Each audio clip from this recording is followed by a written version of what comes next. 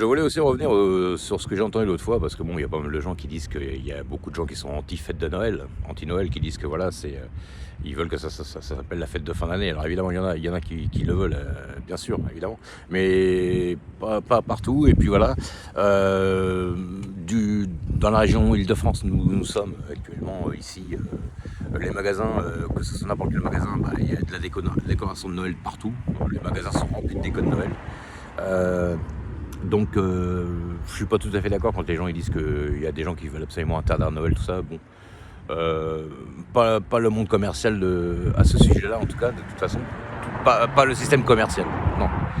Les déco Noël, ils y sont toujours. Donc, de toute façon, voilà. Après, laissez les gens qui veulent pas fêter Noël, parce que c'est pas du tout leur fête à eux ou leur doctrine ou je ne sais quoi. Et puis ceux qui fêtent Noël, ceux qui veulent la France comme elle a toujours été, continuez comme d'habitude. De toute façon, ces gens-là ils peuvent l'interdire. On n'interdira jamais les gens de fêter Noël. Voilà, donc c'est comme les gens on leur interdisait de fêter, je ne sais pas moi, le Nouvel An chinois ou une fête du Maghreb ou je ne sais pas trop quelle fête.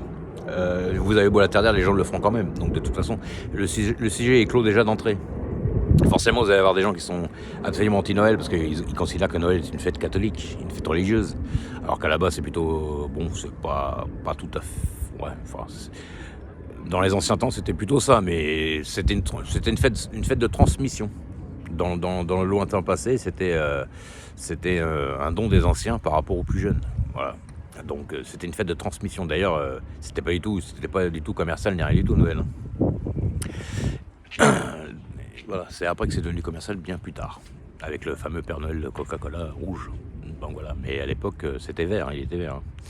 Donc ça s'appelait la Yule. C'était une fête ancestrale très ancienne qui coïnciderait soi-disant avec le 25 décembre et la naissance du Christ. Moi je veux bien, mais bon après voilà. Donc de toute façon l'histoire est fausse, on nous raconte bien ce qu'on veut nous raconter depuis longtemps. Et puis de toute façon j'ai remarqué encore une chose, et j'ai remarqué que de toute façon dans beaucoup de pays, que ce soit les États-Unis, le Japon, l'Europe, même l'Afrique, j'avais un collègue qui m'avait expliqué ça d'ailleurs pour les pays asiatiques. Il m'avait dit de toute façon tout le monde a été converti. Tout a été converti, toutes les fêtes, tout ce qui était avant a été converti en système capitaliste, quoi. Les fêtes sont devenues des fêtes commerciales. Voilà. Comme Halloween. Halloween c'est pareil, c'était la Samhain. Halloween c'était la Samhain. La Samhain a été inventée par les Irlandais. C'était une fête irlandaise à la base. Voilà, qui est devenue après une fête reprise un peu partout. C'était la fête des morts, mais enfin c'était pas tout à fait ça. En fait, à la base c'était pour fêter le solstice. Voilà. Et c'était encore repris par le système commercial comme d'habitude, comme il y a encore aujourd'hui. Bon, Halloween c'est surtout aux États-Unis et puis dans d'autres pays. C'est vrai qu'ici en France, bon, on l'a aussi, mais c'est quand même beaucoup moins prononcé. C'est quand même une fête qui est plus, plus les pays anglo-saxons, on va dire. Enfin voilà, là-bas c'est encore une récupération comme d'habitude. Et j'avais un collègue, il disait moi, voilà, il y a des preuves que tous les gens ont été convertis, même le Japon, la Chine, tous ces pays-là aussi, quoi. Je veux dire, voilà. À la base, la plupart des gens ils étaient païens il y a très longtemps, et ils ont été convertis forcés. Voilà. La religion s'est mis un peu dans tout, même si c'est pas tout à fait le même système que là-bas qu'ici. Voilà. Les gens ont un peu convertis de force, ce qui a donné la naissance au capitalisme en fait. Donc voilà, sans parler de le fameux dossier Tartaria, qui reste encore à vérifier, mais enfin qui me semble une piste probable, qu'il y avait un ancien monde qui s'appelait la Grande Tartarie, Tartaria, l'empire de Tartarie, qui était basé entre la Sibérie, les pays russes, l'Europe et puis les États-Unis, un grand territoire énorme, qui commençait en Sibérie et puis qui sont passés par les Indes, la Turquie, les pays d'Afrique, l'Europe et les États-Unis. D'ailleurs, il y a des vidéos où on voit encore les immeubles style comme sur le boulevard Haussmann à Paris, les immeubles avec l'architecture vachement prononcée, Voilà, comme on voit une partie en Russie, on en voit une partie en Europe, on en voit une partie même aux États-Unis. Hein. San Francisco, tout ça, les immeubles, c'était la même architecture. Et il paraîtrait que la Grande Tartarie aurait disparu vers 1776. Comme par hasard, après la Révolution française. Hein. Vous remarquerez aussi que la Révolution française a commencé en 1789, suite au changement de paradigme en 1776, à la prise de pouvoir d'autres élites. Et que suite à ça... de 1776 avec la naissance des États-Unis, vous avez eu 1789 quelques temps après. Vous remarquerez aussi que le drapeau bleu-blanc-rouge, il est bleu-blanc-rouge en France, il est bleu-blanc-rouge en Angleterre, au Royaume-Uni, enfin l'Angleterre quoi, et puis bleu-blanc-rouge aussi aux États-Unis. Et d'ailleurs vous avez le drapeau aujourd'hui de la Russie qui est bleu-blanc-rouge aussi, comme la Hollande aussi pareil, et d'autres pays à vérifier, ou même dans le passé. Mais enfin voilà. Donc de toute façon, il y a un style russe ici qui est omniprésent, même encore aujourd'hui. De toute façon, voilà. Dans la décoration, dans l'architecture, il y a de la Russie un peu dans tout. Ce qu'on veut peut-être nous cacher aussi, parce qu'évidemment, l'Europe et puis les États-Unis,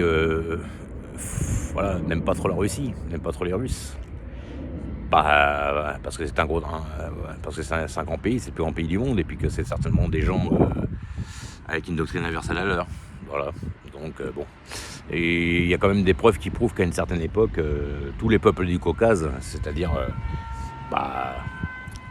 les peuples, tout ce qui est pays anglais, Écosse, Irlande, tous ces pays-là, nordiques, Scandinavie, Russie, Sibérie, Estonie, enfin tous ces pays-là se sont un peu regroupés à une certaine période. Comme les Iraniens et les Turcs aussi d'ailleurs. Ce qui explique pourquoi on veut les déstabiliser même encore aujourd'hui. Donc voilà, ce sont deux doctrines, des doctrines du Nord et des doctrines du Sud en fait, anciennes. Hein. Quand je te parle de doctrine du Nord et de doctrine du Sud, c'est dans les anciens temps. Les gens du Nord sont beaucoup plus humbles que les gens du Sud. C'est pas méchant, hein. C'est l'ego contre l'humilité. Hein. Maintenant, les gens qui sont humbles, si on les énerve, évidemment, ils se mettent dans leur ego aussi, bien entendu. Et les gens qui sont égocentriques, si au bout d'un moment ils sentent qu'ils vont trop loin, ils peuvent se remettre aussi dans l'humilité, bien entendu. Mais enfin, comme j'expliquais déjà dans d'autres vidéos précédemment, ce sont des polarités prononcées par certaines personnes. Vous avez des gens, vous parlez 5 minutes avec eux, ils se mettent tout de suite en avant. Rien que dans la façon de parler, de raisonner, ils ramènent tout à eux. Enfin bref, voilà. Ils veulent toujours montrer le meilleur d'eux, ils veulent jamais montrer le moindre signe de faiblesse. Ils sont toujours aigris avec vous, ils veulent toujours... voilà. Donc, après c'est normal, c'est humain, hein, mais je veux dire, voilà, on reconnaît ces gens-là, ça. Vous avez des gens qui sont toujours zen, toujours calmes, et puis voilà, par contre, si vous les énervez, bon, là, vous frappez que leur ego, ça c'est clair. Donc voilà. Donc, voilà. Quelque part... le comportement beaucoup plus modéré montre peut-être qu'une personne se respecte un peu plus, moi je pense, que d'autres qui veulent se montrer tout le temps en sortir les crocs. Moi je pense que ça montre pas un signe de gens qui se respecteraient vraiment, parce que quand on se respecte et qu'on a un minimum d'estime de soi, on n'a pas besoin de faire la guerre avec les autres de toute façon. Donc voilà, c'est tout. Hein. Donc puis des gens qui se sentent menacés, comme en ce moment, on sent que la doctrine actuelle est bancale, que les empires commencent à s'effondrer, surtout côté Deep State. Ça plaît pas, quoi. Voilà. La main est mise sur l'autre côté. Hein. Le côté plutôt... aujourd'hui, le plus grand pays du monde... militaire, moi je dirais que c'est quand même la Russie, même si les Américains évidemment sont bien armés, surarmés. Et puis pour ce qui est économique, le plus grand pays aujourd'hui pour l'économie, ça reste quand même c'est Hong Kong, la Chine, voilà.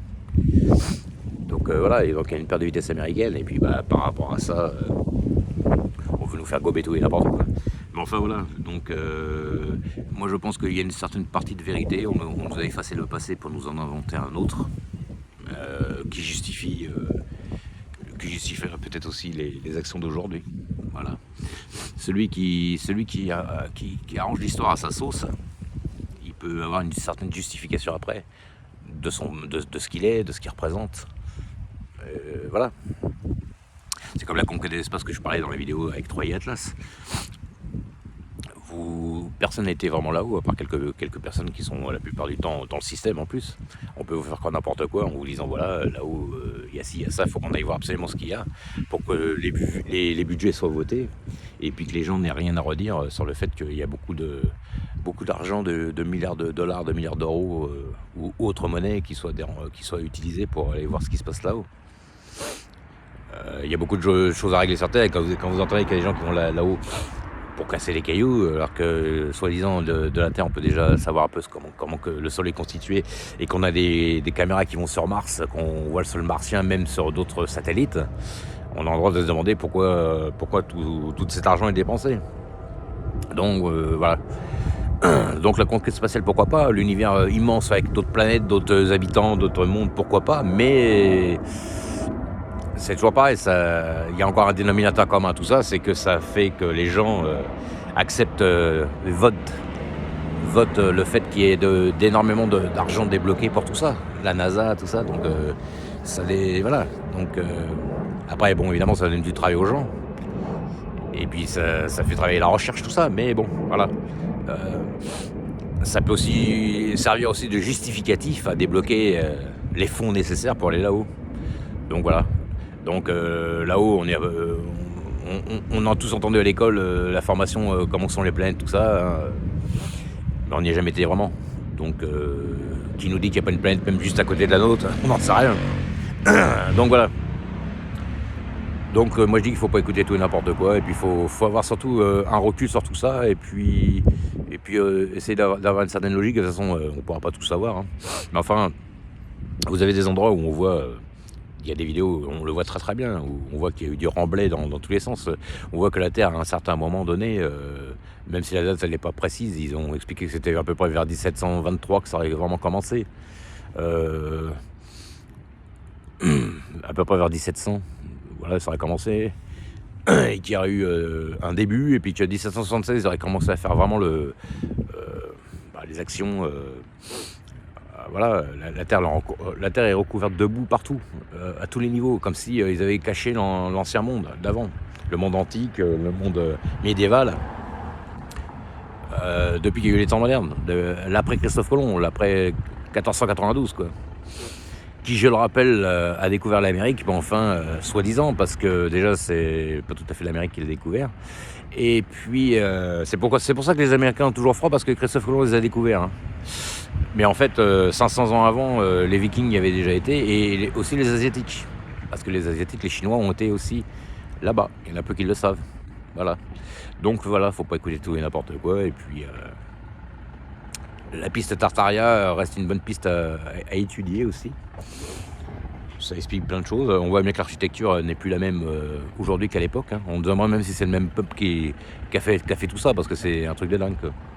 Donc voilà, allez, ciao, à plus tard les gens.